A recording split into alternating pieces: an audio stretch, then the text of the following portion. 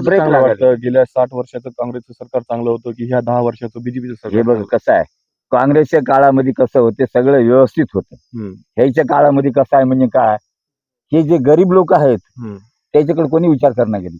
हम्म. हा, असं आहे. बरोबर आहे ना? असं बोललं जातं की हे सरकार हुकुमशाहीच्या विरोधात आहे, काँग्रेसवाले म्हणतात. संविधान बदलणार आहेत, आरक्षण काढणार आहेत. लोकांना म्हणणं आहे बाबा सगळं तयारच आहे, खाली फोनी द्यायचंच काम आहे. तयार आहे का? हं, तुम्हाला काय वाटतं? त्यांचं म्हणणंच आहे. हं. हे बाबासाहेबांनं संविधान लिहिलेलं हे घटनाबाह्य झालेलं आहे. हं. हे बदल पाहिजे असं म्हणणं आहे प्रत्येकाचं.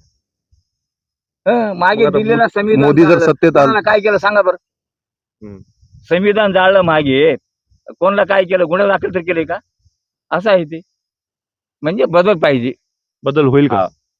काय जनता बदल करेल? जनतेच्या कौलावर आहे ते. हं. अनेक जण आहेत, आपण संवाद